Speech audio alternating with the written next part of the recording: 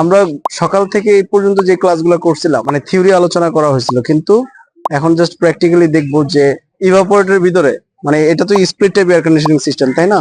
Split type এসির একটা outdoor unit, একটা ইনডোর ইউনিট। তো এই ইউনিটের ভিতরে এখন আমরা যে কানেক্টিং টিউব গুলা ফিটিং করলাম না, এখানে একটা চিকন একটা মোটা, মোটাটা কি লাইন? আর এইটা এটা কি ডিসচার্জ লাইন? এটা হলো কি লিকুইড লাইন, এটা কিন্তু ডিসচার্জ লাইন না। এই লাইনটা কোথায় গেছে? ভিতরে ঢুকছে, ইভাপোরেটরে ঢুকছে, ঢুকে তারপর ফেরত আসছে কোনটা? এই যে সাকশন লাইন দিয়ে আসছে না? তাহলে এই যে আমরা যদি একটু একটু লক্ষ্য করি, আমরা আরেকটা এসি কিন্তু এটা খুললাম, তাই না? খুলে দেখো, এই যে এটা ধরো, ধরে একটু একটা জিনিস লক্ষ্য করো, এই যে চিকন যে টিউবটা যেটা লিকুইড লাইনটা ঢুকছে, হ্যাঁ, এই লিকুইড লাইনটা এখান থেকে ঢুকে এখানে তোমার লিকুইড ডিস্ট্রিবিউটর আছে, দেখছো? এই লিকুইড ডিস্ট্রিবিউটরের মাধ্যমে ইভাপোরেটরের বিভিন্ন অংশে তোমার যে হিমায়কটা আছে রেফ্রিজারেন্ট, সেটা কিন্তু বিভিন্ন দিকে ছড়া যায়। ছড়া যাওয়ার কারণে চারিদিক দিয়ে কিন্তু সে কি করতেছে, তরল রেফ্রিজারেন্টটা ছড়ায় গেল এবং বাষ্প হওয়ার সময় তাপ গ্রহণ করে সেই বাষ্পীয় রেফ্রিজারেন্টটাকে পুনরায় ফেরত চলে আসলো কোন লাইন দিয়ে? সাকশন লাইন দিয়ে, তাই না? এসিটার আউটডোর ইউনিটের ভিতরে আমরা গতকালকে কিন্তু আলোচনা করছিলাম যে এর ভিতরে রেফ্রিজারেন্ট গুলো, হিমায়ক গুলো কি করে পাম্প ডাউন করে রাখা যায়, যেটা আমাদের টেকনিশিয়ানটা কি বলে? টেকনিশিয়ানটা বলে গ্যাস লক করে রাখে, তাই না? তো গ্যাস লক যেটা বলছে যে এটার ভিতরে গ্যাসটাকে রিজার্ভ করে রাখাকে বোঝানো হয়েছে, মানে এটার ভিতরে গ্যাসটা রিজার্ভ করা আছে, হিমায়কটা রিজার্ভ করা আছে। এখন রিজার্ভকৃত রেফ্রিজারেন্টটা যদি আমি পুরো ইউনিটের মধ্যে ছাড়ি, একটা জিনিস খেয়াল করো তো, এখানে টিউব কি পরিমাণ আছে? ধরি আবার অনেকগুলো টিউব না এখান থেকে, তাই না? তাহলে এর ভিতরে এটা যখন খোলা থাকে, এর ভিতর দিয়ে বাতাস ঢুকে নেই? বাতাস ঢুকছে কিনা?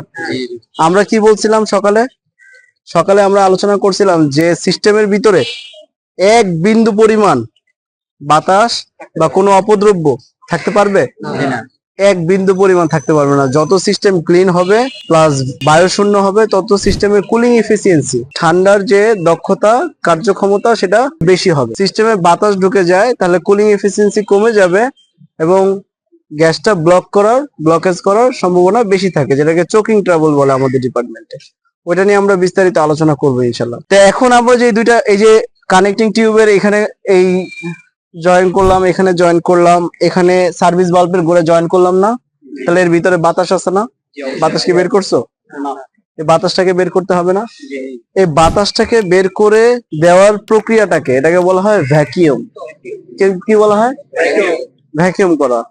তো এই ভ্যাকিউম করার পদ্ধতিটাকে করতে হলে আমাকে কি করতে হবে? এরকম একটা ভ্যাকিউম পাম্পের সাহায্য নিতে হবে। এই ভ্যাকিউম পাম্পটা কি করব? স্টার্ট দিব, লাইন দেই। কম্প্রেসার দিয়ে ভ্যাকিউম করার কোনো নিয়ম নাই। আমরা জাস্ট যেহেতু ভ্যাকিউম পাম্পটা আমাদের চোখের সামনে একটু পুড়ে গেল, সেহেতু আমরা দেখাচ্ছি, এটা ঠিক করে আমরা আবার ইয়ে করবো না ইনশাল্লাহ। হ্যাঁ, এই যে ইউনিটের ভিতরে যে বাতাসটা আছে সেই বাতাসটা বের করে দিতে হবে না? যদি বাতাসটা বের করে না দেই, তাহলে আমরা যদি গ্যাসটা ডিরেক্ট এখান থেকে এলএনকি থেকে ছেড়ে দিই, তাহলে কি হবে? বাতাস আর গ্যাস মিক্স হয়ে যাবে না? তাহলে ঠান্ডার কার্যক্ষমতা যেটা, সেটা কি কমে যাবে, তাই না? এই জন্য আমাকে কি করতে হবে? এই ইউনিটটাকে আগে কি করতে হবে? এর ভিতর থেকে বায়ু শূন্য করতে হবে। সেটা কিসের সাহায্যে? ভ্যাকিউম পাম্পের সাহায্যে। পাম্পটা কোথায়? এই যে ভ্যাকিউম পাম্পের সাহায্যে। এরকম ভ্যাকিউম পাম্প গুলো বিভিন্ন সাইজের হয়ে থাকে, বিভিন্ন ক্ষমতা সম্পন্ন হয়। এখন ভ্যাকিউম কতটুকু করবা, কিভাবে বুঝবো যে ভ্যাকিউম হয়ে গেছে? সেটা বোঝার উপায় কি? সেটা বোঝার উপায় হলো যে এই যে তোমার আমরা যে গ্যাস চার্জ করব কোন অংশ দিয়ে? কম্পাউন্ড গেজ মিটার দিয়ে। কোন গেজ মিটার দিয়ে? Compound gauge metre. Compound gauge মিটারে 0 থেকে 30 ইঞ্চ অফ মার্কারি দেওয়া আছে না? 0 থেকে কি আছে?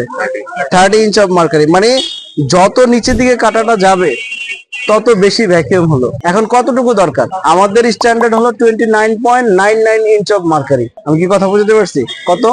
29.99 ইঞ্চ অফ মার্কারি হলো কি পারফেক্ট ভ্যাকিউম। এখন ভ্যাকিউম আমরা কত সময় করব? এটা হলো প্রশ্ন। ভ্যাকিউম আমরা কত সময় করব বলতো? যতক্ষণ পর্যন্ত 29.99 ইঞ্চ অফ মার্কারি না আসবে। এটা নির্দিষ্ট কোনো টাইম নেই। আচ্ছা, কম্প্রেসার দিয়ে তো ভ্যাকিউম করা যায়, মানে যেহেতু কম্প্রেসার টানে, তাহলে ভ্যাকিউম যদি টানা যায়, টেনে যদি বাতাসটা বের করা যায়, তাহলে আমার ভ্যাকিউম পাম্প কেন আমি এক্সট্রা করে কিনলাম? এই কম্প্রেসার বায়ু শূন্য করার ক্ষমতা রাখে, তবে একটা জিনিস করতে পারে না, সেটা হলো We are from প্রবাসী কর্মসূচি